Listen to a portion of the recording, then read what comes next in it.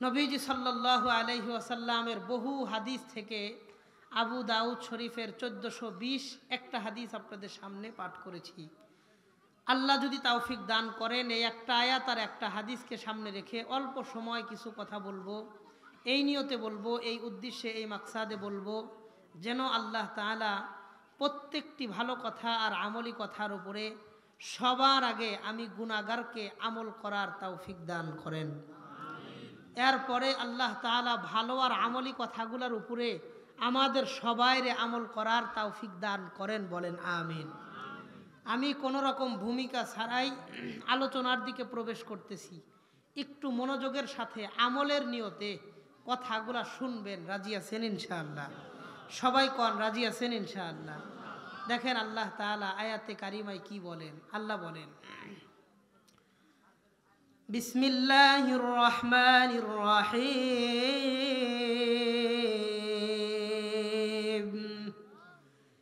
ইয়া আইয়ুহাল্লাযীনা আমানু কু আনফুসাকুম ওয়া আহলিকুম নারা।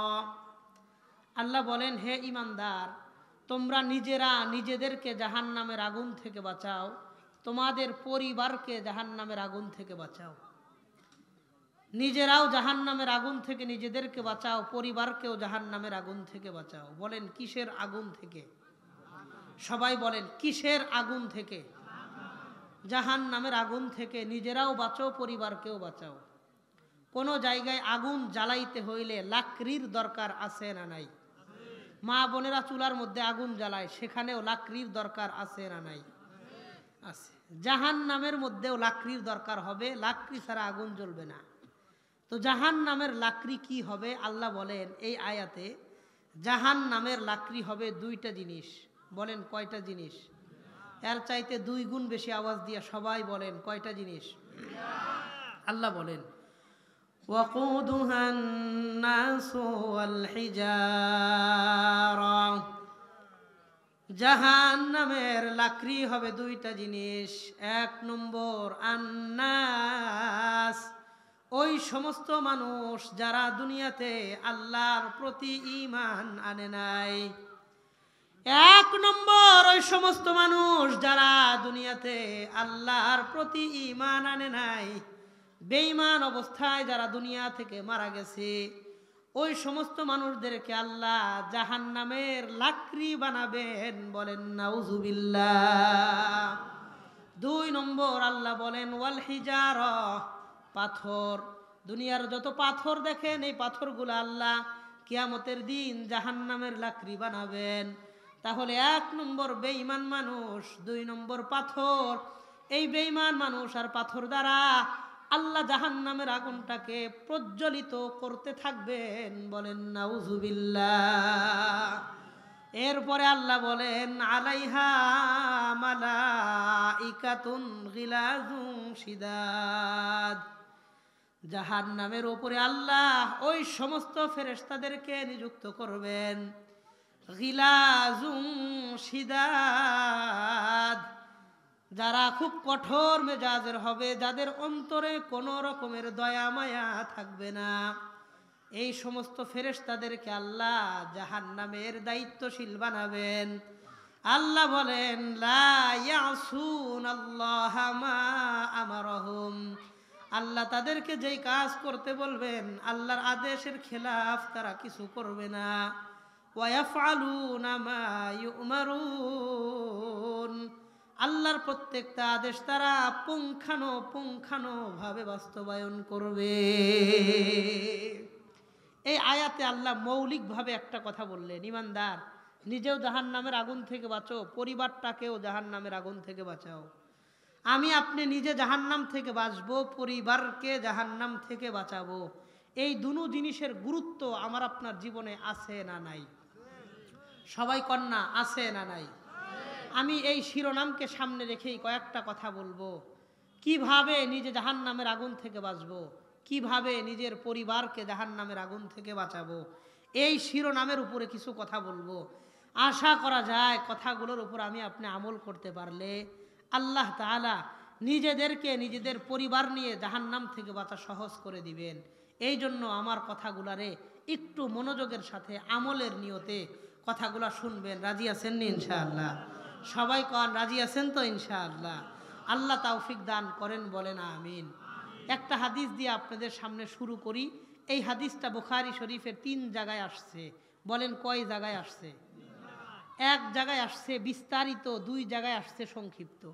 বিস্তারিত হলো 7047 নম্বর হাদিস, বিস্তারিত আলোচনা আসছে। আর সংক্ষিপ্ত আসছে 2085 নম্বর হাদিস, 1386 নম্বর হাদিস। এই 2 জায়গায় একটু সংক্ষিপ্ত আসছে। আমি একটু বিস্তারিত থেকে বলার চেষ্টা করব যেন আপনাদের বুঝতে একটু সহজ হয়। আল্লাহর হাবিবের সাহাবী সামুরা ইবনে জুনদুব রাদিয়াল্লাহু আনহু, তিনি এই হাদিসের রাবি, তিনি বর্ণনা করেন। আন সামুরা ইবনে জুনদুব রাদিয়াল্লাহু তাআলা আনহু আনহুম আন্নাহু ক্বাল, নবীজির বিখ্যাত সাহাবী সামুরা ইবনে জুনদুব রাদিয়াল্লাহু আনহু তিনি বলেন, কানা রাসূলুল্লাহ সাল্লাল্লাহু আলাইহি ওয়াসাল্লাম মিম্মা ইউকসিরু আন ইয়াকুলা লি আসহাবি, আল্লাহর নবী অধিকাংশ সময় সাহাবায়ে কেরামদেরকে একটা প্রশ্ন করতেন। কোন সময় করতেন? তিনি বলেন বাদা সালাতি সুবহি, সকালের নামাজের পর, ফজরের নামাজের পর আল্লাহর নবী সাহাবায়ে কেরামদেরকে একটা প্রশ্ন করতেন। নবী জিজ্ঞাসা করতেন, হাল রাআ আহাদুম মিনকুম মিন রুইয়া, তোমাদের মধ্যে আজকে রাত্রে কেউ কোনো স্বপ্ন দেখছো কিনা?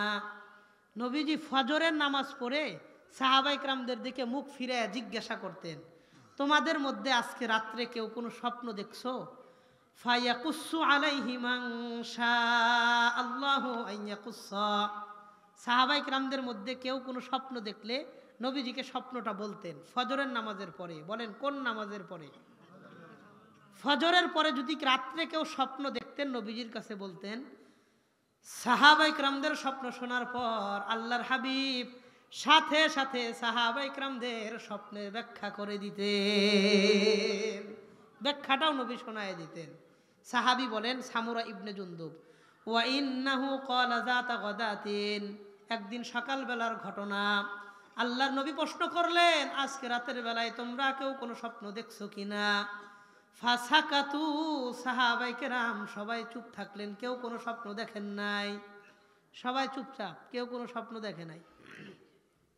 তা আল্লাহর নবী জিজ্ঞাসা করলেন, শোনো, আমি গতকালকে রাতের বেলায় একটা স্বপ্ন দেখেছি, আমি চাই আমার স্বপ্নটা তোমাদেরকে শোনাইতে চাই। গতকালকে আমি রাত্রে একটা স্বপ্ন দেখছি, আমার স্বপ্নটা তোমরা শোনো। স্বপ্নটা দেখলেন সাহাবী না নবী? কথা কন। নবীজি স্বপ্ন দেখছেন, স্বপ্নটা নবীজি শোনাইতে চাইতেছেন। নবী বলেন, এখান থেকে মনোযোগ দিয়ে শোনেন, নবী একটা স্বপ্ন দেখছেন, সাহাবায়ে কেরামদেরকে নবী শোনাইতেছেন। নবী বলেন, ওয়া ইন্নাহু আতানি আল্লাইলাতা আতিয়ান, আমি গতকালকে রাতের বেলায় স্বপ্ন দেখি আমার কাছে 2 জন ব্যক্তি আসছে। কয়জন? এর চেয়ে 2 গুণ বেশি আওয়াজ দিয়ে কন, কয়জন? নবীজি বলেন, আমি গতকালকে রাতের বেলায় স্বপ্ন দেখলাম, আতানি আতিয়ান, আমার কাছে 2 জন ব্যক্তি আসছে। আসার পর ওয়া ইন্নাহুম আবতাসানি, এই 2 ব্যক্তি আমাকে ঘুম থেকে জাগ্রত করেছে। ঘুম থেকে জাগ্রত করার পর ক্বালালি ইনতলিক ইনতলিক, 2 জন ব্যক্তি আমাকে বললেন সামনে চলেন, আমাদের সাথে আপনি চলেন। ওয়া ইন্নী ইনতালাকতু মাহুমা, আমি নবীও তাদের সাথে পথ চলা শুরু করলাম। আসলেন 2 জন, নবী একজন সাথে রওনা হইলেন। মোট রওনা হইলেন কয়জন? 3 জন ব্যক্তি রওনা হইলেন। যাওয়ার পথে অনেকজন মানুষের সাথে সাক্ষাৎ হবে। আল্লাহর নবী বলেন, হাত্তা আতাইনা আলা রাজুলিন মুজতাজিন, আমরা যাইতে যাইতে একজন ব্যক্তির সাক্ষাৎ পাইলাম, যে লোকটা কাত হয়ে শোয়া আছে। ওয়া ইযা আখারু কাইমুন আলাইহি বিসখরাতিন, আর তার মাথার কাছে আরেকজন ব্যক্তি বড় একটা পাথর নিয়ে দাঁড়ায় রইছে। ফা ইযা হুয়া ইয়াহউই বিসখরাতি লিরাসিহি, এই লোকটা তার মাথার উপরে বড় একটা পাথর দিয়ে আঘাত করে। ফায়াসলাগু লাহু রাসুহু, তার মাথাটা মুহূর্তের মধ্যেই চূর্ণ বিচূর্ণ হয়ে যায়। মাথাটার মধ্যে মারতেছে, মাথাটা চূর্ণ বিচূর্ণ হয়ে যায়। আল্লাহর নবী বলেন এত জোরে মাথার উপরে আঘাত করে, ওয়ায়াতাহাদহাদুল হাজার, পাথরটা অনেক দূরে চলে যায়। ফায়াতবাউল হাজার লিয়াখুযাহু, এই লোকটা আবার পাথরটা আনতে যায়। পাথর নিয়ে তার কাছে আসার পর দেখে মাথাটা আগের মতোই সুন্দর হয়ে গেছে। আল্লাহর নবী বলেন ফায়ুঈদু আলাইহিম ইসলামা ফাআলা বিহিল মাররাতাল উলা, প্রথমবার যেমন সজোরে আঘাত করেছিল, এবার দ্বিতীয়বারও আবার সজোরে আঘাত করতে থাকে। বলেন নাউজুবিল্লাহ। আবারও পাথর মারে, পাথর দূরে চলে যায়, পাথর আইনা মাথার উপরে আবারও আঘাত করে। আল্লাহর নবী আশ্চর্য হয়ে প্রশ্ন করলেন সুবহানাল্লাহি মা হাযান, আশ্চর্যের বিষয় এই লোকটার অন্যায় কি, অপরাধ কি, তার সাথে এমন নির্মম আচরণ কেন করা হয়? আল্লাহর নবীকে জবাব না দিয়ে বলা হইল ইনতলিক ইনতলিক, একটু সামনে চলেন, একটু সামনে চলেন। একটা প্রশ্নের জবাব বাকি থাকলো। আল্লাহর নবী বলেন হাত্তা আতাইনা আলা রাজুলিন মুস্তালকিন লিকাফাহু, আমরা যাইতে যাইতে আরেকজন ব্যক্তির সাক্ষাৎ পাইলাম যে এই লোকটা চিত হয়ে শোয়া আছে। আগের ব্যক্তি কেমনে শোয়া ছিল? কথা কন। কাত হয়ে শোয়া, মাথার উপরে পাথর দিয়ে দাঁড়ায় থেকে আরেক ব্যক্তি মারতেছে। নবী বলেন 2 নম্বর ব্যক্তি দেখলাম লোকটা চিত হয়ে শোয়া, মুখটা উপরের দিকে, গাল দুইটা দুই পাশে। আল্লাহর হাবিব বলেন ওয়াইদা আখরু কাইমুন আলাইহি বিকাল্লুবিন মিন হাদিদিন, তার মাথার কাছে আরেকজন ব্যক্তি বড় একটা লোহার প্যারাক নিয়ে দাঁড়ায় রইছে। গাজীপুরের পরিভাষায় বড় লোহাকে প্যারাক বলে, আপনাদের এলাকায় বড় লোহাকে কি বলে? প্যারাকই বলে। নবীজি বললেন মাথার কাছেই আরেকজন ব্যক্তি বড় একটা প্যারাক নিয়ে দাঁড়ায় রইছে। ফাইজা হুয়া ইয়াহউই ইয়াতি আহাদা শিক্কাই ওয়াজহিহি, এই লোকটা বড় প্যারাক নিয়ে চেহারার ডান পাশে আসে। আসার পর ফায়ুশার শিরুশিদকাহু ইলা কফাহু ওয়া মানখিরাহু ইলা কফাহু ওয়া আইনাহু ইলা কফা, বড় একটা প্যারাক নিয়ে চেহারার ডান পাশে 3টা দাগ দেয়, মুখ থেকে একটা টান দেয় ঘাড় পর্যন্ত, ওয়া মানখিরাহু ইলা কফা, নাক থেকে আরেকটা টান দেয় ঘান পর্যন্ত, ওয়া আইনাহু ইলা কফা, চোখ থেকে আরেকটা টান দেয় ঘাড় পর্যন্ত। রাবি বলেন ফায়াশুক্কু যালিকা আলাইহি, এই পার্শ্বটা চূর্ণ বিচূর্ণ হয়ে যায়। বলেন নাউজুবিল্লাহ। আল্লাহর নবী বলেন সুম্মা ইয়াতাহাওয়ালু ইলাল জানিবিল আখার, এবার লোকটা প্যারাক নিয়ে চেহারার বাম পার্শ্বে আসে। বাম পার্শ্বে আসার পর ফায়াফআলু বিহি মিসলামা ফাআলা বিল জানিবিল আউয়াল, প্রথম পার্শ্বে যেমন 3টা দাগ দিয়েছিল, এবার চেহারার বাম পার্শ্বেও 3টা দাগ দিয়ে এই পাশটাকেও ফাড়তেছে, চিরতেছে। বলেন নাউজুবিল্লাহ। আল্লাহর নবী প্রশ্ন করলেন সুবহানাল্লাহি মা হাযান, আশ্চর্যের বিষয় এই লোকটার দুনিয়াতে অন্যায় কি, তার চেহারার 2 পার্শ্বে 6টা দাগ দিয়ে ফেরে ফেলা হচ্ছে, কারণ কি? নবীজিকে জবাব না দিয়ে বলল ইনতলিক ইনতলিক, একটু সামনে চলেন, একটু সামনে চলেন। বলেন তো প্রশ্নের জবাব বাকি থাকলো কয়টা? 2টা। প্রথম ব্যক্তি কাত হয়ে শোয়া, দ্বিতীয় ব্যক্তি চিত হয়ে শোয়া। নবী বলেন হাত্তা আতাইনা আলা মিসলি তান্নুর, আমরা যাইতে যাইতে একটা তান্দুরি চুলার কাছে আসলাম। তান্দুরি চুলা কি? যেই চুলার মধ্যে আগুন জ্বালায়া চুলার মধ্যেই রুটি ভাজে। আপনাদের নলিন বাজারে আছে না নাই? তন্দুল চুলা কয়। হ্যাঁ, আচ্ছা, যাই হোক, তান্দুরি চুলা বা তন্দুরি চুলা। নবী বলেন চুলাটা দেখতে কেমন ছিল? নবী বলেন আলাহু যায়িকুন ওয়া আসফালুহু ওয়াসিউন, যে চুলার মুখটা ছিল চাপা আর ভিতরটা ছিল প্রশস্ত। কথা ঠিক আছে? আলাহু যায়িকুন ওয়া আসফালুহু ওয়াসিউন, চুলার মুখটা চাপা আর ভিতরটা অনেক প্রশস্ত, এমন একটা আগুনের চুলার কাছে আসলাম। আসার পর লক্ষ্য করে দেখলাম ফাইদা ফিহা লাগাতুন ওয়া আসওয়াত, আমি খেয়াল করে দেখলাম রক্তের আগুনের এই চুলার মধ্যে কে যেন কান্নাকাটি করে, কারা যেন চিল্লা পাল্লা করে আর কান্নাকাটি করে, চিল্লাচ্ছে আবার কান্নাকাটিও চলতেছে। আল্লাহর হাবিব বলেন ফাত্তালানা ফিহা, আমি চুলার মাঝখানে উকি দিয়ে দেখার চেষ্টা করলাম চুলার মধ্যে কি আছে। নবী বলেন আমি দেখতে পারলাম ফাইজা ফিহা নিসাউন ওয়া রিজালুন উরাত, কিছু পুরুষ আর কিছু নারী, তাদেরকে আল্লাহ উলঙ্গ করে এই আগুনের চুলার মধ্যে জ্বালাইতেছেন। বলেন নাউজুবিল্লাহ।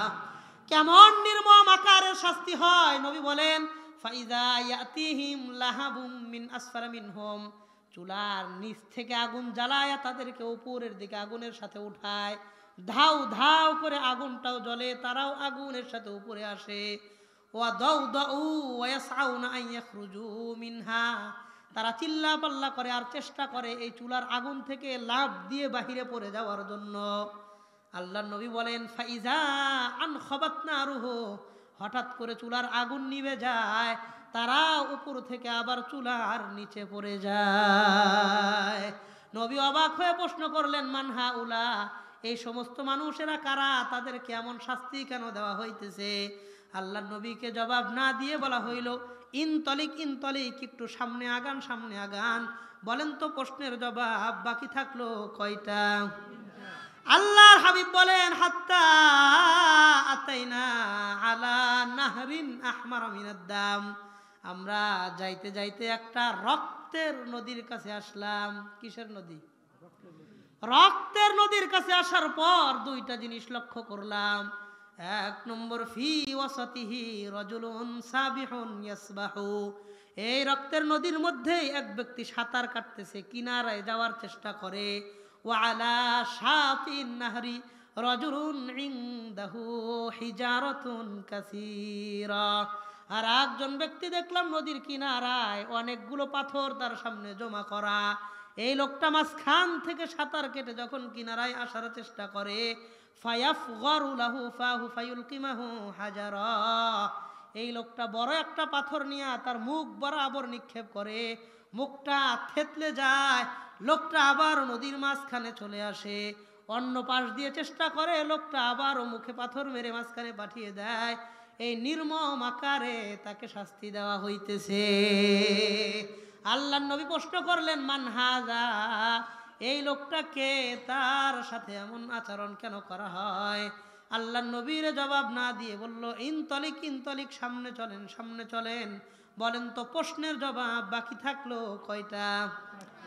আল্লাহর হাবিব বলেন হাত্তা আতাইনা আলা রাজুলিন কারিহিল মারআত, আমরা যাইতে যাইতে আরেক ব্যক্তির সাক্ষাৎ পাইলাম, যেই লোকটার চেহারাটা ভয়ঙ্কর লেভেলের কালো। নবী বলেন কাকরহিমা আনতারাইন রাজুলান মারআতান ফিল আলাম, আপনি দুনিয়াতে এমন ভয়ঙ্কর মানুষ কোনোদিন দেখেন নাই। এমন ভয়ঙ্কর লেভেলের চেহারাওয়ালা একজন মানুষ, ইনদাহু নারুন ইয়াহসু বিহা ওয়া ইয়াসআ হাওলাহা, এই লোকটা লাকড়ি টোকায় এক জায়গায় জমা করে, এই লাকড়ির মধ্যে আগুন জ্বালায়, আর চারপাশ দিয়ে সুন্দর করে ঘোরাফেরা করে। আবার আগুন নিভে গেলে আবার লাকড়ি নিয়ে এসে আগুন ধরায়, আবারও চারপাশ ঘোরাফেরা করে। নবী প্রশ্ন করলেন মান হাযা, এই লোকটাকে, তার চেহারার এমন বিদঘুটে পরিস্থিতি কেন?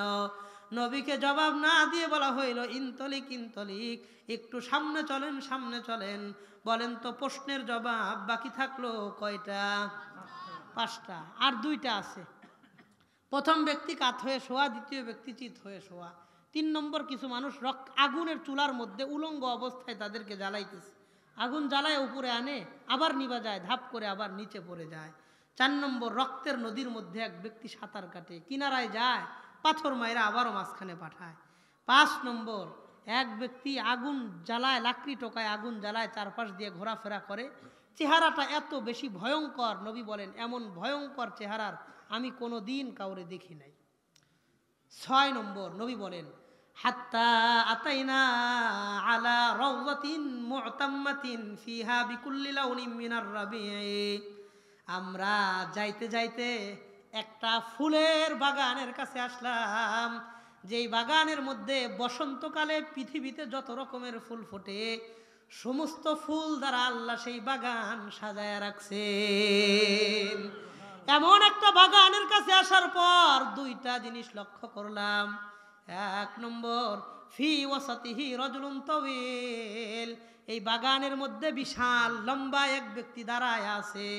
হাত্তা লা আকাদু আরা রাসাহু তুলান ফিস সামা, এত বেশি লম্বা ব্যক্তি আমি নবী আকাশের দিকে তাকায়া তার চেহারাটাও দেখতে পারি না। বিশাল লম্বা এক ব্যক্তি ফুল বাগানের মাঝখানে দাঁড়ায় রয়েছে। নবী বলেন, আমি আরেকটা বিষয় লক্ষ্য করলাম, ওয়া ইনদাহু সিবিয়ানুন ওয়া আতফাল, এই লম্বা ব্যক্তি তার চারপাশে ছোট ছোট অসংখ্য বাচ্চা, ইয়াতলুনা কিতাবাল্লাহ, যারা বসে বসে আল্লাহর কোরআন তেলাওয়াত করতেছে। আল্লাহর নবী প্রশ্ন করলেন, মান হাযা, এই লম্বা ব্যক্তিকে, ও মান হাউলা, এই ছোট ছোট বাচ্চাগুলা কারা? নবীজিকে জবাব না দিয়ে বলা হয়, আরেকটু সামনে চলেন, আরেকটু সামনে চলেন, বলেন তো প্রশ্নের জবাব বাকি থাকলো কয়টা?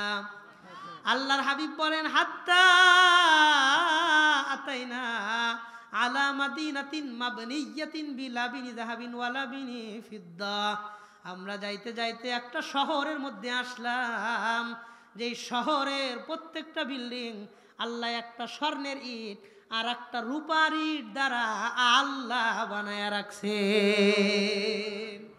প্রত্যেকটা বিল্ডিং আল্লাহ একটা স্বর্ণের ইট একটা রূপার ইট দিয়ে বানায়া রাখছেন। নবী প্রশ্ন করলেন এবং লক্ষ্য করলেন, ফিহা রিজাল, এই শহরের এক জায়গায় কিছু মানুষদেরকে নবী দেখতে পারলেন।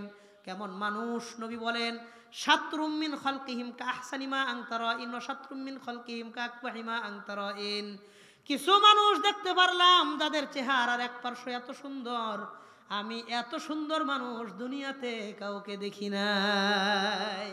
ওয়া শাতরুম মিন খালকিহিম কাকবাহি মা আনতারাইন, আর তাদের চেহারার বাম পার্শ্বটা এত বেশি কালো, আমি এত কালো মানুষও দুনিয়াতে কাউকে দেখি নাই। বলেন, একজন মানুষের চেহারায় যদি ডান পার্শ্ব সুন্দর হয় আর বাম পার্শ্ব কালো হয়, ওই লোকটাকে দেখতে সুন্দর লাগবে না বিশ্রী লাগবে? বিশ্রী লাগবে। তো নবী বললেন, এরা কারা আবার, তাদের চেহারা এমন কেন?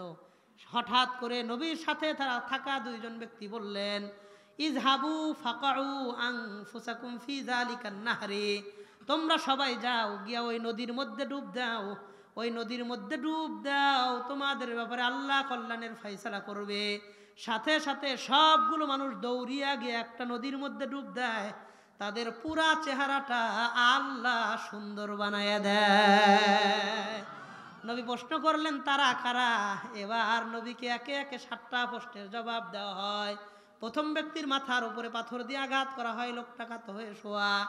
দ্বিতীয় ব্যক্তি চিত হয়ে শোয়া, একটা প্যারাক নিয়ে দুই পার্শ্বে 3টা 6টা দাগ দেওয়া হয়।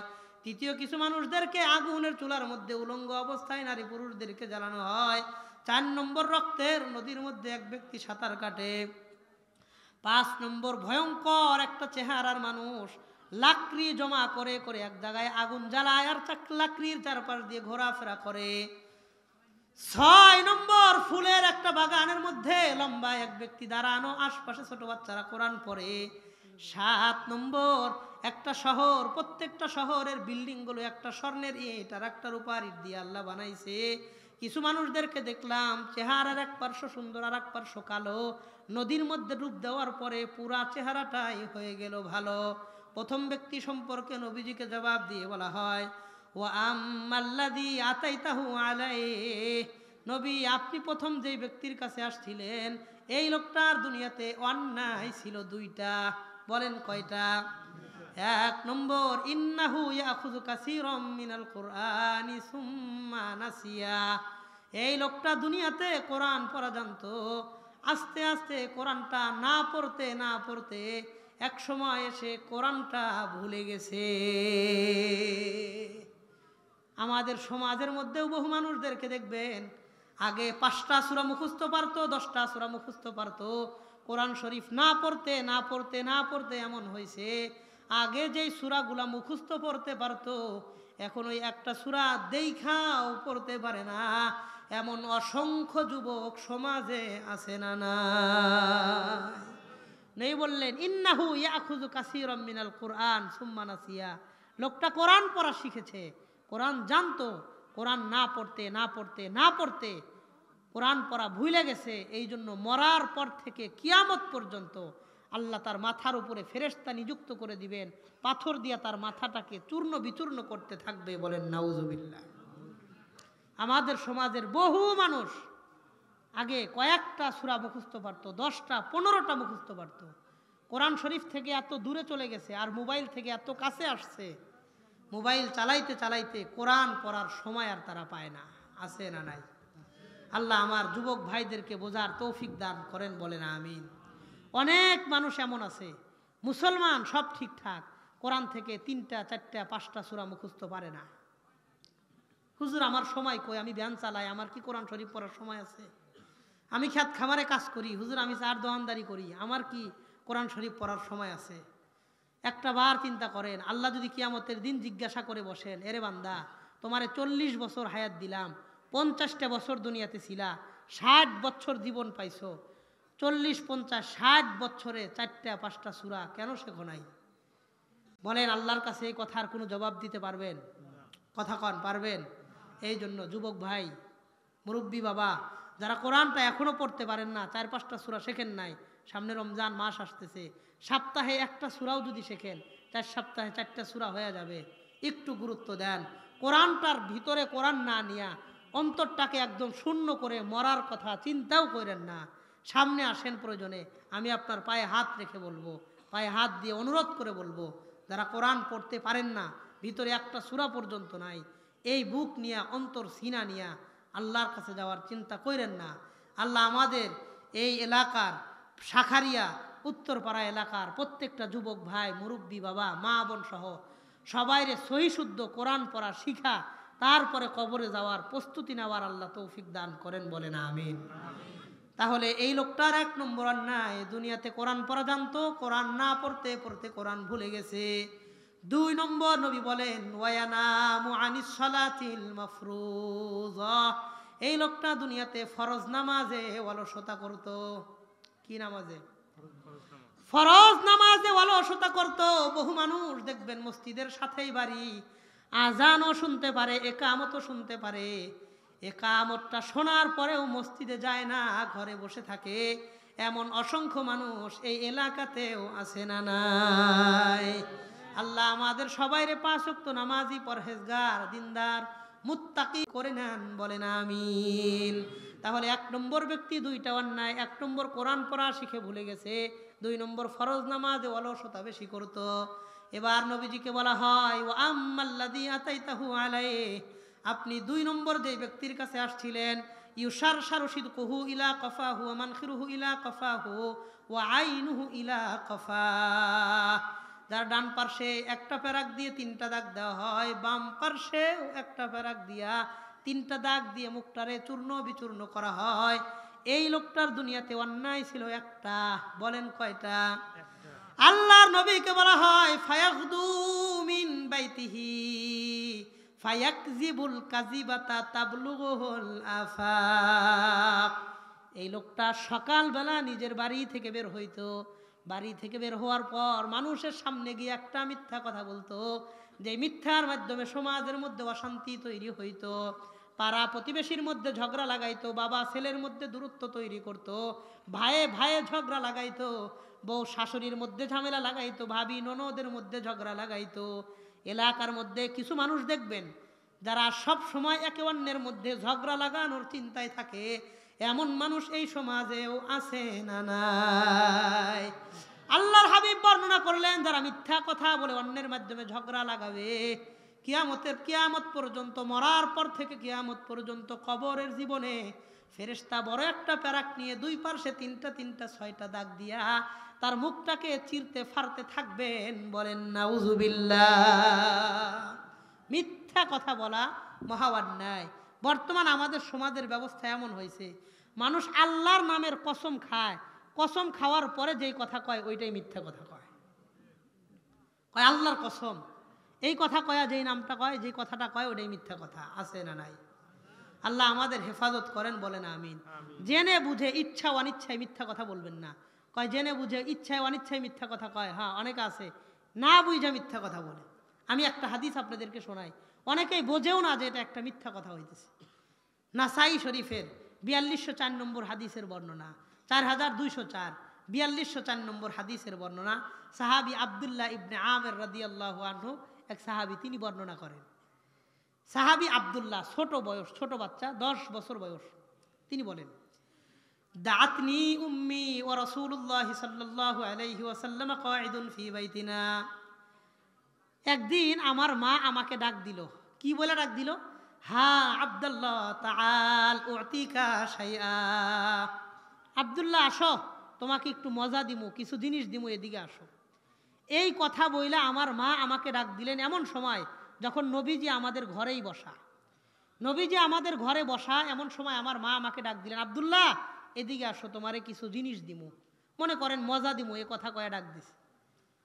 আমাদের মা বোনেরাও অনেক সময় বাচ্চা কাচ্চাদেরকে এদিকে ডাকে, আব্বু এদিকে আসো মজা দিমু, ডাকে কি ডাকে না? এদিকে আসো আব্বু, তোমারে মজা দিমু, চকলেট দিমু, এই কথা কয়ে ডাক দেয়। তো যখন নবীজি ঘরে বসা আমার মা ডাক দিলেন, তো আল্লাহর নবীর সাথে সাথে ফাকাল আলাহা, আমার মাকে বললেন, হ্যাঁ আব্দুল্লাহর মা, মাজা আরাত্তি আন তুতি, আপনি আপনার সন্তানকে কি দিবেন, কি দেওয়ার জন্য ডাক দিয়েছেন? আব্দুল্লাহর মা জবাব দিয়ে বললেন, আরাত্তু আন উতিয়াহু তামারা, আমি আমার সন্তানকে খেজুর দিব, খেজুর দেওয়ার জন্য ডাক দিছি। এবার আল্লাহর নবীর কথাটা ভালো করে শোনেন। নবী বললেন, আমা ইন্নাকি লাউলাম তুতিহি শাইআন কুতিবাত আলাইকি কাযিবাতুন ইনদাল্লাহ, শোনেন, আপনি যদি আপনার সন্তানকে কিছুই না দিতেন, এমনিই ডাক দিতেন, আল্লাহর কাছে আপনি একজন পরিপূর্ণ মিথ্যাবাদী হয়ে যাইতেন। বলেন নাউজুবিল্লাহ। অনেক সময় সন্তানকে ডাক দেয়, আব্বু এদিকে আসো মজা দিব, যখন সন্তান কাছে আসে জোর করে ওর হাত ধরে ওরে গোসল করায় দেয়, কিছু দেয় না, আছে না নাই? জোর করে ওরে ধরে কাপড় পাল্টাইয়া কয়, আব্বু এখন খেলার সময় না, এখন ঘুমের সময়, আসো ঘুমাও, জোর করে ওরে ওষুধ খাওয়ায় দেয়, আছে না নাই? তো আল্লাহর নবী বললেন, তোমরা সন্তানদেরকে এইভাবে ডাইকো না, কারণ এতে দুইটা অন্যায়। 1 নম্বর, তুমি একটা মিথ্যা কথা বললা, 2 নম্বর, তোমার সন্তানকে একটা ধোঁকাবাজিমূলক আচরণ শিক্ষা দিলা। কথা কন, কথা বুঝছেন কথাটা সবাই? 1 নম্বর একটা মিথ্যা কথা কইলেন ওর সাথে, তোমারে মজা দিমু, এই কথা কয়ে দিলেন না। 2 নম্বর, আরে আনলেন একটা জিনিসের কথা বলে দিলেন না, অন্য একটা কাজ করলেন, এটা ওর সাথে ধোঁকাবাজিমূলক আচরণ হইল। মা বোনরা বিশেষভাবে কাজগুলো করবেন না। অনেক সময় মুরগি ডাকেন, বিভিন্নভাবে হাত মুট করে মুরগি ডাকতেছে, আসার পরে মুরগির ধরে জবাই করে, মুরগিরে কিচ্ছু দেয় না, মনে বুঝাইলো আমি খাবার দিতেছি আসো, পরে ধরে জব করে। কবুতর ডাকে, ছাগল বকরি ডাকে, গরুর ছোট বাছুর ডাকে, এইভাবে ডাকলেন, বুঝাইলেন যে হাতে খাবার আছে, বালতিতে খাবার আছে, পরে দেখলেন হাতে খাবার নাই, বালতিতে কিচ্ছু নাই, এটা একটা ধোঁকাবাজিমূলক আচরণ, এটা করা যাবে না। হয়তো আসলেই ডাইকে কিছু দেন, অথবা এমনি ডাক দেন, আব্বু এদিকে আসো, তোমাকে গোসল করায় দিব, তারপরেও বাচ্চা কাচ্চাদেরকে মিথ্যা শিক্ষা দিবেন না। রাজি আছেন ইনশাআল্লাহ? আল্লাহ আমাদেরকে জেনে বুঝে মিথ্যা কথা থেকে বিরত থাকার তৌফিক দান করেন, বলেন আমিন। তাহলে প্রথম ব্যক্তির অন্যায় 2টা, কোরআন পড়া ভুলে গেছে, ফরজ নামাজে অলসতা করছে। 2 নম্বর ব্যক্তির অন্যায় একটা, দুনিয়াতে মিথ্যা কথা বেশি বলতো। আল্লাহ আমাদেরকে মিথ্যা থেকে হেফাজত করেন, বলেন আমিন। এবার 3 নম্বর কথাটা বেশি করে মনোযোগ দিয়ে শোনেন। নবী বলেন, আর আপনি যে আগুনের চুলার মধ্যে নারী পুরুষদেরকে দেখতেছিলেন, তারা কারা? নবীজিকে জবাব দিয়ে বলা হয়, উলাইকা হুমুজ জুনাতু ওয়াজ জাওয়ানি ইয়া রাসূলুল্লাহ। আল্লাহর নবী, দুনিয়াতে যেই সমস্ত পুরুষরা জিনা করেছে, আর যেই নারীরা বেপরদায় চলেছে, যেই মা বোনেরা বেপরদায় চলেছে, আর যেই পুরুষরা জিনা করেছে, তাদেরকে আল্লাহ উলঙ্গ অবস্থায় একটা আগুনের চুলার মধ্যে মরার পর থেকে কিয়ামত পর্যন্ত উলঙ্গ অবস্থায় জ্বালাইতে থাকবেন। বলেন নাউজুবিল্লাহ। আল্লাহ আমাদের এই এলাকার প্রত্যেকটা মা বোনকে পর্দার সাথে চলবার তৌফিক দান করেন, বলেন আমিন। 3 নম্বর কথা। 4 নম্বর, নবী বলেন, আর আপনি যেই ব্যক্তির কাছে আসতেছেন, আসার পরে দেখলেন রক্তের নদীর মধ্যে ডুব পারে, সাঁতার কেটে কিনারায় যায়, কিনারায় যাওয়ার পর বড় একটা পাথর দিয়া তার মুখ বরাবর মেরে আবারও মাঝখানে নিয়ে আসা হয়। এই লোকটার দুনিয়াতে অন্যায় ছিল একটা। বলেন কয়টা? নবীকে বলা হয়, হাযা আকিলুর রিবা ইয়া রাসূলুল্লাহ। আল্লাহর নবী এই লোকটা দুনিয়াতে সুদ বেশি খাইতো। কি এই লোকটা দুনিয়াতে সুদ খাইতো, এই জন্য সুদখোর ব্যক্তি মরার পর থেকে কিয়ামত পর্যন্ত রক্তের নদীর মধ্যে সাঁতার কাটতে থাকবে, কিনারায় আল্লাহ তাকে উঠতে দিবে না। বলেন নাউজুবিল্লাহ। বর্তমান এলাকার মধ্যেই ব্যাপক আকারের সুদ খায় এমন ব্যক্তি আছে না নাই? আমাদের এলাকার পরিবেশ পরিস্থিতি এমন হয়েছে, মানুষ এখন গেলে সুদ মুক্ত ঋণ কারো কাছে পায় না। সুদে টাকা নিবা তো টাকা পাইবা, সুদ ছাড়া টাকা পর্যন্ত দেয় না। আছে না নাই? টাকা নিলে সুদে নাও, সুদে ছাড়া টাকা দিতে পারবো না। এতটা খারাপ পরিবেশ হয়েছে, সুদে টাকা দেওয়ার পরেও মনে করে যে আমি দেখা তোমার উপকারটা করলো, তাছাড়া কেউ উপকার করলো নাইলে। আছে না নাই? তুমি আমার বন্ধু মানুষ দেখে আমি তোমার উপকারটা করলাম, 2 লাখ টাকা দিছে, বছরের শেষে 2,40,000 টাকা নিবে, তারপরেও বলতেছে তুমি বিপদে পড়ছো, এখন তো কিছু একটা করা দরকার, আমি দেখে উপকার করলাম, অন্য কেউ হইলে তো উপকারটাও করতো না। আবার আল্লাহর কাছে সওয়াবেরও আশা করে যে আল্লাহ সওয়াব দিব। সুদের ব্যবসা করে আল্লাহর কাছে কিসের আশা করে? সওয়াবের আশা করে।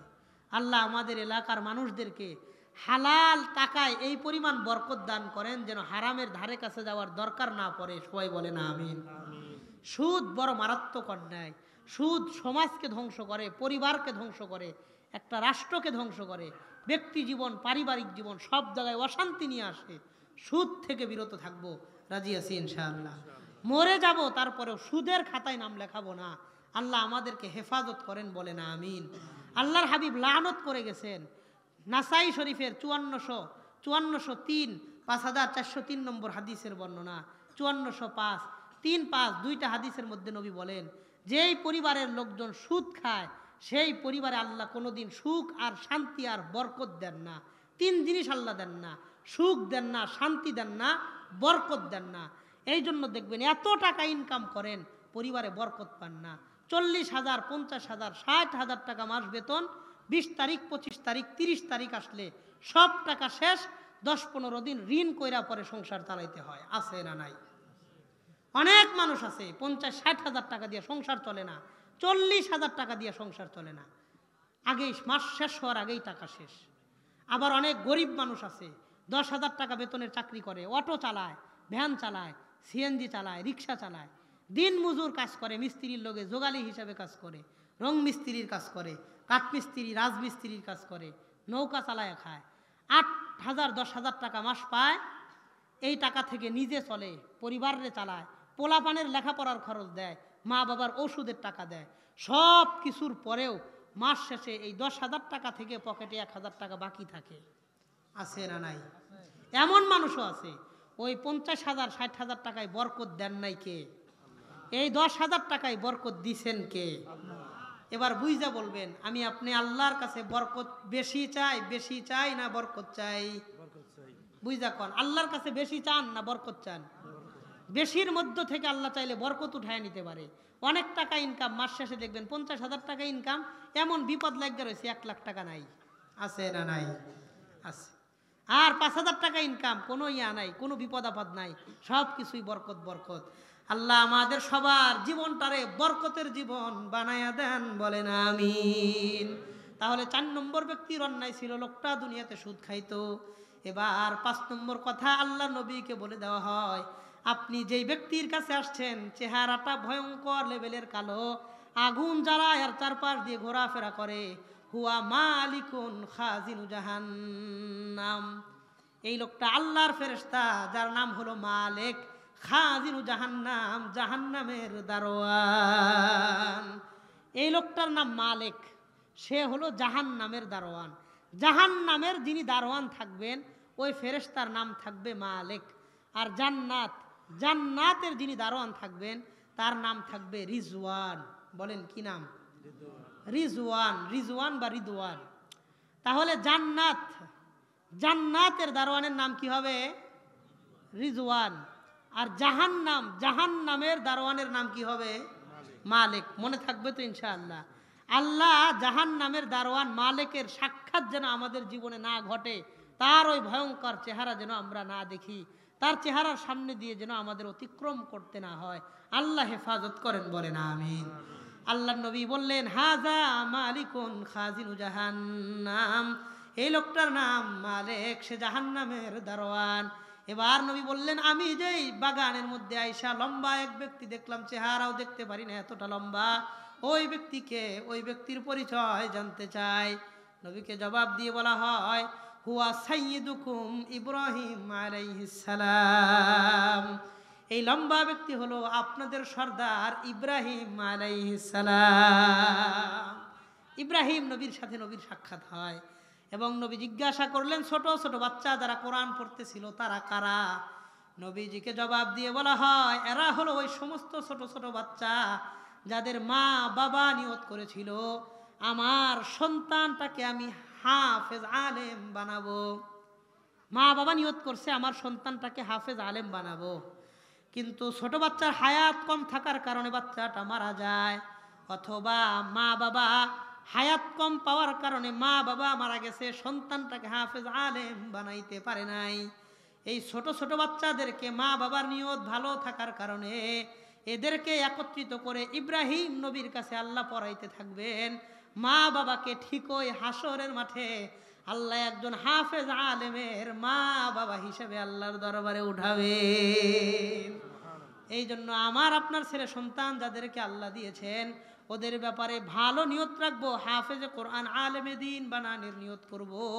বলেন তো কবুল করার মালিককে? অনেক টাকাওয়ালা ব্যক্তি নিজের সন্তানরে মাদ্রাসায় পড়াইতে পারে না, হুজুর যখন যা লাগে তাই দেই, তারপরেও পোলাটারে আর মাদ্রাসায় পড়াইতে পারলাম না হুজুর, অনেক চেষ্টা করছি তারপরেও আমার কিসমতে নাই। আবার অনেক মানুষ প্রত্যেক দিন পোলা পান্ডে কয়, তরে খরচ দিতে পারবো না, আমার সাথে এসে ক্ষেত খামারে কাজ কর, তরে দিয়া পড়ালেহান করানোর মতন টেহা আমার কাছে নাই। তারপরেও পোলা নিজের আগ্রহে চেষ্টা মেহনত খায়া না খায়া ধৈর্য ধইরা কষ্ট কইরা মাদ্রাসায় পড়া ঠিকই হাফেজ হয়, ঠিকই আলেম হয়। কবুল করার মালিককে? আমি আপনি চাইলেই বানাইতে পারবো না, কবুল করতে হবে কার? এই জন্য আমি আপনি নিয়ত করব, নিয়ত রাখবো যে পোলাপান হইলে হাফেজ বানাবো, আলেম বানাবো। এই আল জামিয়াতুল ইসলামিয়া হামিউস সুন্নাহ এই মাদ্রাসায় ওদেরকে দিবেন, পড়াইবেন, কোরআন শিখাইবেন। কবুল করবেন, কবুল করার একমাত্র মালিককে? আল্লাহ এই এলাকার শাখারিয়া উত্তরপাড়ার প্রত্যেকটা ঘরে ঘরে একজন হাফেজ, একজন আলেম আল্লাহ বানায়া দেন, বলেন আমিন। সর্বশেষ কথা, আল্লাহর নবীকে বলা হয়, আপনি যাদের চেহারার ডান পার্শ্ব দেখছেন, এক পার্শ্ব অনেক সুন্দর আর এক পার্শ্ব অনেক কালো, তাদের চেহারার এক পার্শ্ব এত সুন্দর ছিল কেন, আর এক পার্শ্ব এত কালো ছিল কেন? আর নদীর মধ্যে ডুব দেওয়ার পরে পুরা চেহারাটাই কেন সুন্দর হয়ে গেল? নবীজিকে জবাব দিয়ে বলা হইল, উলাইকাল্লাযীনা খালাতু আমালান সালিহান ওয়া আখারা সাইয়্যা। আল্লাহর নবী, এরা দুনিয়াতে ওই সমস্ত মানুষ যারা দুনিয়াতে কিছু ভালো আমল করেছে, আবার কিছু খারাপ আমল করেছে, কিছু নেক কাজ করেছে, আবার কিছু গুনার কাজও করেছে। আপনারা যারা এখানে বসে আছেন, আমি সহ স্টেজের সমস্ত আলেমরা সহ মানুষ হিসাবে প্রত্যেকের জীবনেই ছোট্টখাট্ট ভুল ভ্রান্তি ত্রুটি বিচ্যুতি আছে না নাই? আমাদের জীবনে কিছু ভালো কাজ আছে, আবার কিছু খারাপ কাজ আছে। কিয়ামতের দিন আল্লাহ ভালো কাজের প্রতিদানগুলো চেহারার ডান পাশে দিয়েছেন, এই জন্য এই পাশটা সুন্দর হয়েছে। আর খারাপ কাজের প্রতিদানগুলো চেহারার বাম পাশে দেওয়া হয়েছিল, এই জন্য এই পার্শ্বটা কালো হয়েছে। কয় নদীর মধ্যে ডুব দেওয়ার পর তাদের চেহারা কেন ভালো হইল? নবীজিকে সাথের দুই ব্যক্তি জবাব দিয়ে বললেন, নবীজি, যালিকা নাহরুত তাওবা, ওই নদীর নাম হলো তওবার নদী। আপনার মাধ্যমে আপনার উম্মতকে আল্লাহ জানাইয়া দিলেন, নবী, আপনার উম্মত যত গুনাহগারই হোক না কেন, খাঁটি দিলে যদি তওবা করে নেয়, তার জীবনে যত গুনাই হোক সব গুনাহ খাতাগুলো আল্লাহ মাফ করে দেয়। এই জন্য আমার আপনার প্রত্যেকের জীবনে ছোটখাটো ভুল ভ্রান্তি ত্রুটি বিচ্যুতি গুনাহ প্রত্যেকের জীবনে কম আর বেশি আছে না নাই? আমি আপনি আজকের এই মাহফিল থেকে খাঁটি দিলে তওবা করে ইস্তেগফার করে তারপরে বাড়ি যাব, রাজি আছি ইনশাআল্লাহ। মুহতারাম হাজিরিন, এই হাদিস থেকে আমি আপনি 10টা কথা জানলাম। বলেন কয়টা কথা জানলাম? 10টা। 1 নম্বর, যারা কোরআন শেখেন নাই কোরআন শিখবেন, আর যারা শিখেছেন ভুলে গেছেন, অনুরোধ কোরআনটারে ভুলে যায়েন না। মাসে একদিনও যদি পড়েন, 1 বছরে মাত্র 12 দিন হয়। কোরআন পড়া ছাইরেন না। 1 নম্বর, কোরআন যারা পড়া শিখছেন ভুইলা যাইবেন না, মাঝে মধ্যে পড়বেন। যারা শেখেন নাই শেখার চেষ্টা করবেন। কোরআন না শিখা কবরে যাইবেন না, 1 নম্বর কথা। 2 নম্বর, ফরজ নামাজে কোনো দিন অলসতা করবেন না। ফরজ নামাজে অলসতা করেন না। আমার অনেক কষ্ট লাগে, মাসকে মাস বহু মানুষ এমন আছে মাসের পর মাস কোনো দিন ফজরের নামাজ পড়ে না। 1 মাস গেছে একদিনও ফজর পড়ে নাই, 2 মাস গেছে, 3 মাস, 4 মাস, 5 মাস গেছে, একটা দিন ফজরের নামাজে মসজিদে যায় নাই। এমন মানুষ এই এলাকায় আছে না নাই? রাত 2টা, 3টা, 4টা পর্যন্ত মোবাইল চালায়, এরপরে ঘুমাইতে যায়, সকাল 10টা, 11টায় ঘুম থেকে ওঠে, আছে না নাই? আমার কলিজা ফেটে কষ্ট লাগে তখন মানুষ দেখি মোবাইল চালাইতে ফজরের আজান দিছে, ফজরের আজান শুনছে, মোবাইল চালাইতেছে, আজান দিয়ে দিছে, হঠাৎ সাথে সাথে মোবাইলটা বালিশের নিচে রাইখা ঘুমাইতে যায়, কিন্তু ফজরের নামাজ পড়তে যায় না, আছে না নাই? আল্লাহ আমার ওই যুবক ভাইদেরকে দিনের পথে কবুল করেন, বলেন আমিন। একটা ওয়াক্ত নামাজ ইচ্ছা করে ছাইরেন না, একটা ওয়াক্ত নামাজ ছাইরেন না। নবী বলেন, মান তারাকা সলাতান মাকতুবাতান মুতাআম্মিদা, যে ব্যক্তি জেনে বুঝে 1 ওয়াক্ত ফরজ নামাজ ছাড়বে, ফাকাত বারিয়াত মিনহু জিম্মাতুল্লাহ, ওই ব্যক্তির উপর থেকে আল্লাহর সমস্ত দায়িত্ব আল্লাহ ছেড়ে দেন, বলেন নাউজুবিল্লাহ। দুনিয়ার ভিক্ষুক যদি এক বাড়িতে না পায় আর একটা বাড়িতে যায়, একটা দোকানে না পাইলে আর একটা দোকানে যায়, একটা গাড়িতে না পাইলে উঠে আর একটা গাড়িতে যায়। আল্লাহ যদি আমার আপনার উপর থেকে দায়িত্ব ছাইরা দেন, বলেন আমাদের আল্লাহ ছাড়া কারো কাছে যাওয়ার জায়গা আছে? এই জন্য যুবক ভাই, আমি আপনাদের পায়ে হাত রেখে বলবো, অনুরোধ করে বলবো, জেনে বুঝে ইচ্ছা করে অবহেলা করে অলসতা করে একটা ওয়াক্ত নামাজ কোনোদিন ছাড়বেন না।